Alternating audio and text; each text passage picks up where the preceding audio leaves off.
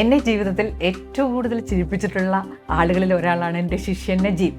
വർഷങ്ങൾക്ക് മുമ്പ് ഞാൻ മഹാരാജാസ് കോളേജിൽ പഠിപ്പിച്ചുകൊണ്ടിരുന്നപ്പോൾ നജീബ് അവിടുത്തെ വിദ്യാർത്ഥിയായിരുന്നു. പഠനത്തിന് ശേഷം നജീബ് ഗൾഫിലേക്ക് പോയി. ഗൾഫിൽ നിന്ന് സുന്ദരമായ കൈപ്പടയിൽ എനിക്ക് കത്തുകൾ എഴുതുമായിരുന്നു. അന്ന് ഒരു കത്തിൽ നജീബ് ചോദിച്ച ഒരു ചോദ്യം ഇപ്പോഴും എൻ്റെ മനസ്സിലുണ്ട്. കൂട്ടുകാരെ കുറിച്ചായിരുന്നു ചോദ്യം. അവരൊക്കെ കല്യാണം കഴിച്ച് ഇപ്പം മനസ്സമാധാനമില്ലാതെ നടക്കുന്നുണ്ടാവും അല്ലേ ടീച്ചർ? അന്നതെനിക്ക് തമാശയായിട്ട് തോന്നി. പക്ഷെ പിന്നീട് ജീവിതം മുന്നോട്ട് പോയപ്പോൾ എൻ്റെ അനുഭവത്തിൽ നിന്നും മറ്റുള്ളവരുടെ അനുഭവങ്ങളിൽ നിന്നും ഒരു കാര്യം മനസ്സിലായി. ജീവിതത്തിലെ മനസ്സമാധാനം നഷ്ടപ്പെടുത്തുന്നതിൽ ജീവിത പങ്കാളികൾ വഹിക്കുന്ന വലിയൊരു പങ്ക്. അത്തരം കാര്യങ്ങളെക്കുറിച്ചാണ് ഇന്നത്തെ വീഡിയോ. ഞാൻ മേരി മെറ്റിൽഡ. സ്റ്റേ ഇൻസ്പയർഡ് സീരീസിൻ്റെ പുതിയ എപ്പിസോഡിലേക്ക് എല്ലാവർക്കും സ്വാഗതം.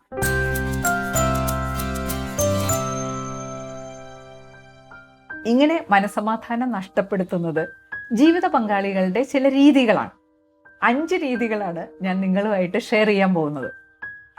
ഒന്നാമത്തെ കാര്യം, ഇഷ്ടങ്ങൾ അടിച്ചേൽപ്പിക്കുന്ന രീതി. എന്തായാലും സ്ത്രീയും പുരുഷനും ഒരുമിച്ച് ചേർന്ന് ജീവിതം ആരംഭിക്കുമ്പോൾ അവരുടെ ഇഷ്ടങ്ങളിൽ വ്യത്യാസങ്ങൾ ഉണ്ടാവാം. ഒരേപോലെ ഇഷ്ടമുള്ള ജീവിത പങ്കാളിയെ തേടി നടക്കുന്നത് കാണാം. അങ്ങനെയുള്ള ഒരാളെ കിട്ടിയാൽ പോലും വർഷങ്ങൾ കൊണ്ട് നമ്മുടെ ഇഷ്ടങ്ങളിൽ മാറ്റങ്ങൾ വന്നേക്കാം.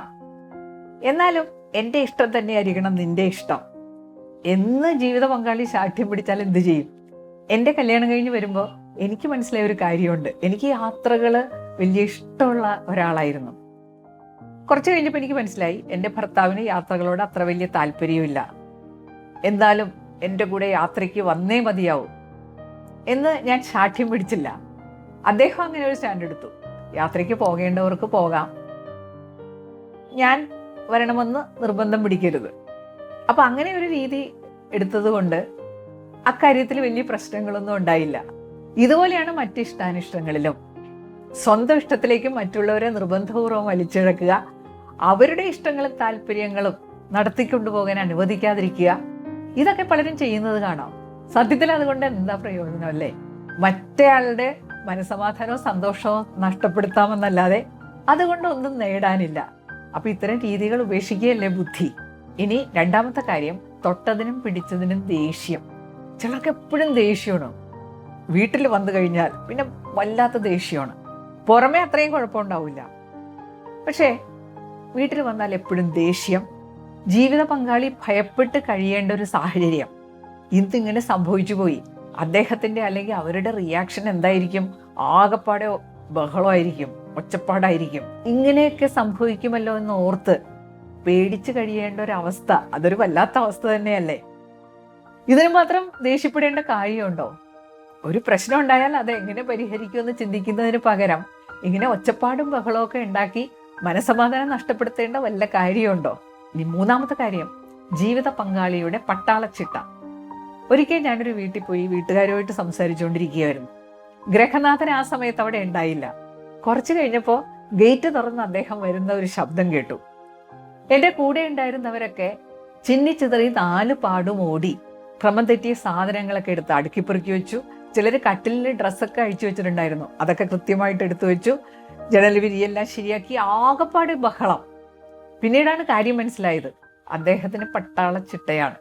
പട്ടാളച്ചിട്ട പട്ടാളത്തിൽ പോരെ, കുറച്ചു പേര് ചേർന്ന് ജീവിക്കുമ്പോൾ അവിടെ പട്ടാളച്ചിട്ട കൊണ്ടുവന്നാൽ ആകെ പ്രശ്നമാവില്ലേ?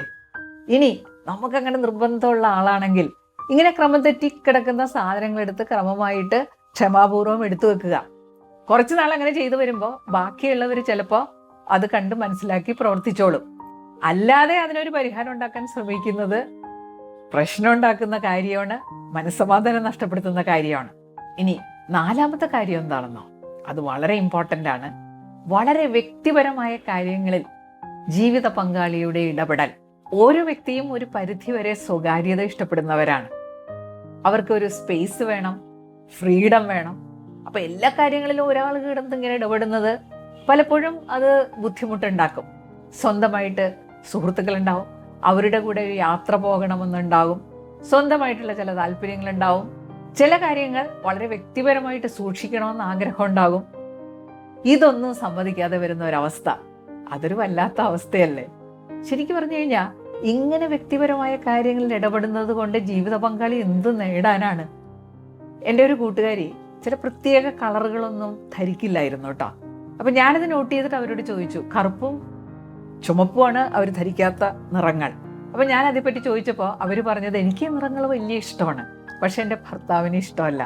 അങ്ങനെയുണ്ട്, എനിക്കൊരു നിറം ഇഷ്ടമില്ലെങ്കിൽ അതെൻ്റെ ജീവിത പങ്കാളി ധരിക്കാൻ പാടില്ല. അതുകൊണ്ട് എന്താണ്, ഒരാൾ ധരിക്കേണ്ടത് അയാൾക്ക് ഇഷ്ടമുള്ള വസ്ത്രങ്ങളും അയാൾക്ക് ഇഷ്ടമുള്ള നിറങ്ങളും അല്ലേ? അത്രയും വ്യക്തിപരമായ സ്പേസും സ്വാതന്ത്ര്യവും മറ്റുള്ളവർക്ക് അനുവദിക്കേണ്ടതല്ലേ? അതുപോലെ ഒരു പണം ഉപയോഗിച്ച് സ്വന്തമായിട്ടൊരു സാധനം വാങ്ങുക, അപ്പോൾ അതിന് തടസ്സം നിൽക്കുക, അതെന്തിനു വാങ്ങി, അതിനെത്ര ചെലവായി, ഇങ്ങനെ കുറേ ചോദ്യങ്ങൾ. ഈ പോലീസ് മുറിയിൽ കുറേ ചോദ്യങ്ങൾ എപ്പോഴും അസ്വസ്ഥത ഉണ്ടാക്കില്ലേ? എവിടെയെങ്കിലും പോയി കഴിഞ്ഞാൽ എപ്പോൾ തിരിച്ചു വരും, അതെന്താണ് അത്രയും വൈകുന്നത്, കുറച്ച് നേരത്തെ വന്നൂടെ, ഇതൊക്കെ ഒരുപാട് അസ്വസ്ഥത ഉണ്ടാക്കുന്ന ചോദ്യങ്ങളാണ്. ഇനി 5ാമത്തെ കാര്യം, ജീവിത പങ്കാളിയെ അമിതമായി ആശ്രയിക്കൽ. സ്ത്രീയും പുരുഷനും ഒരു ജീവിതം ആരംഭിച്ചാൽ അതുമായിട്ട് ബന്ധപ്പെട്ട് വരുന്ന എല്ലാ കാര്യങ്ങളിലും ഉത്തരവാദിത്വമുണ്ട് രണ്ടുപേർക്കും. പക്ഷെ എന്നാലും നമ്മൾ ചില നിയമങ്ങളൊക്കെ ഉണ്ടാക്കി വെച്ചിട്ടുണ്ടല്ലേ? ചില കാര്യങ്ങൾ സ്ത്രീകൾ ചെയ്യേണ്ടതാണ്, ചില കാര്യങ്ങൾ പുരുഷൻ ചെയ്യേണ്ടതാണ്. അപ്പോൾ സ്ത്രീ ചെയ്യേണ്ട കാര്യങ്ങൾ സ്ത്രീ തന്നെ ചെയ്യണം, അത് ചെയ്ത് തന്നേ മതിയാവൂ. അതുപോലെ തന്നെ പുരുഷന്റെ കാര്യത്തിലും പുരുഷൻ ചെയ്യേണ്ട കാര്യങ്ങൾ, പ്രത്യേകിച്ച് സാമ്പത്തിക കാര്യങ്ങളാണെങ്കിൽ അതിൽ സ്ത്രീ യാതൊരു ഉത്തരവാദിത്വം എടുക്കാതിരിക്കുക, അതിലൊക്കെ പൂർണ്ണമായിട്ടും മറ്റേയാളെ ആശ്രയിക്കുക. ഇതൊക്കെ മനസ്സമാധാനം നഷ്ടപ്പെടുത്തുന്ന കാര്യങ്ങളാണ്.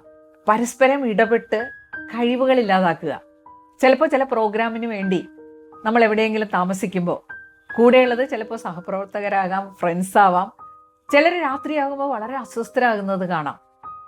അപ്പോൾ അതിൽ എൻ്റെ ഒരു കൂട്ടുകാരി പറയുന്നത് എന്താണെന്നോ, ഞാൻ വിളമ്പിക്കൊടുത്താലേ ഭർത്താവ് കഴിക്കൂ, ഇന്ന് ആദ്യമായിട്ടാണ് ഇങ്ങനെ മാറി നിൽക്കുന്നത്, എന്തൊക്കെ സംഭവിച്ചിട്ടുണ്ടെന്നാവും. ഭർത്താക്കന്മാരും ഇങ്ങനെ പറയാറുണ്ട് കേട്ടോ, ആദ്യമായിട്ടാണ് ഭാര്യയെയും കുട്ടിയെയും വീട്ടിൽ തനിച്ചാക്കിയിട്ട് പോന്നിരിക്കുന്നത്, അതിൻ്റെ ടെൻഷനുണ്ട്. അപ്പം ഇങ്ങനെ സംഭവിക്കാൻ കാരണം എന്താണ്? മറ്റേയാളെ ആശ്രയിക്കാതെ എനിക്ക് കാര്യങ്ങൾ ചെയ്യാൻ സാധിക്കും എന്നൊരു വിശ്വാസം നമ്മൾ പരസ്പരം ഉണ്ടാക്കിയിട്ടില്ല. അതിൻ്റെ ടെൻഷൻ എപ്പോഴും അനുഭവിച്ചുകൊണ്ടിരിക്കുക.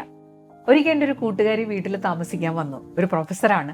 അപ്പോൾ അവർക്ക് അതിരാവിലെ തിരുവനന്തപുരത്തേക്ക് പോകണം. അപ്പോൾ അതിനുവേണ്ടി എൻ്റെ വീട്ടിൽ വന്ന് താമസിച്ചു, റെയിൽവേ സ്റ്റേഷനിൽ പോകാനുള്ള സൗകര്യത്തിന് വേണ്ടി. ഞങ്ങൾ രണ്ടുപേരും വീട്ടിലെത്തിയപ്പോൾ സന്ധ്യയായി. കോളേജിൽ നിന്ന് വന്നപ്പോൾ കുറച്ച് വൈകി. അപ്പോൾ റോഡിലൂടെ ഇങ്ങനെ നടന്നു പോകുമ്പോൾ ഇവർ വല്ലാതെ ഭയപ്പെടുന്നതായിട്ട് ഞാൻ കണ്ടു.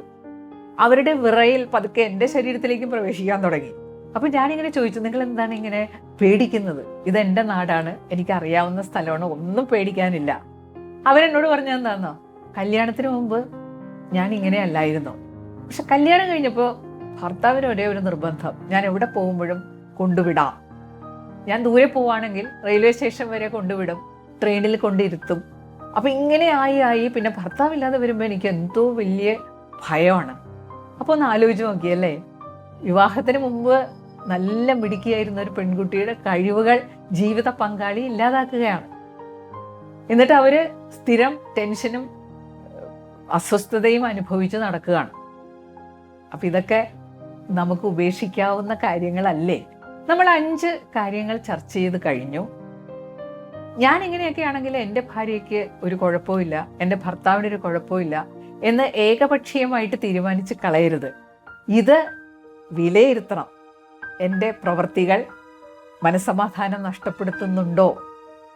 ഇനി അങ്ങനെ വിലയിരുത്താൻ പറ്റിയില്ലെങ്കിൽ, സ്വയം വിലയിരുത്താൻ പറ്റിയില്ലെങ്കിൽ ചോദിക്കാമല്ലോ, ഓപ്പണായിട്ട് ചോദിക്കാമല്ലോ, ഞാൻ എൻ്റെ രീതികളിൽ എന്തെങ്കിലും മാറ്റം വരുത്തേണ്ടതായിട്ടുണ്ടോ? കാരണം എന്താണെന്നോ, ചിലരിതൊക്കെ സഹിച്ചു കഴിയുന്നവരുണ്ടാകാം. അവരൊന്നും പറയുന്നില്ല എന്ന് കരുതി അവർ ഹാപ്പിയാണെന്ന് നമ്മളങ്ങനെ വിചാരിക്കുന്നതിൽ വലിയ അർത്ഥമൊന്നുമില്ല. അത് അങ്ങോട്ടും ഇങ്ങോട്ടും ഓപ്പണായിട്ട് ഡിസ്കസ് ചെയ്ത് തന്നെ മനസ്സിലാക്കേണ്ടി വരും, അല്ലെങ്കിൽ നിരീക്ഷിച്ച് മനസ്സിലാക്കേണ്ടി വരും.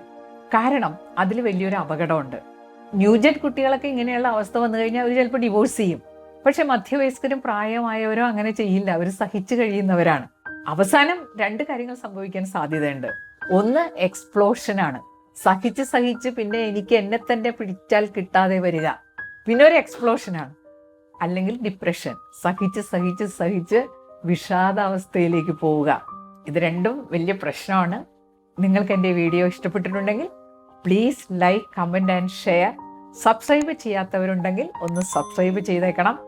അടുത്ത വെള്ളിയാഴ്ച പുതിയൊരു എപ്പിസോഡുമായിട്ട് നമുക്ക് വീണ്ടും കാണാം. Thank you.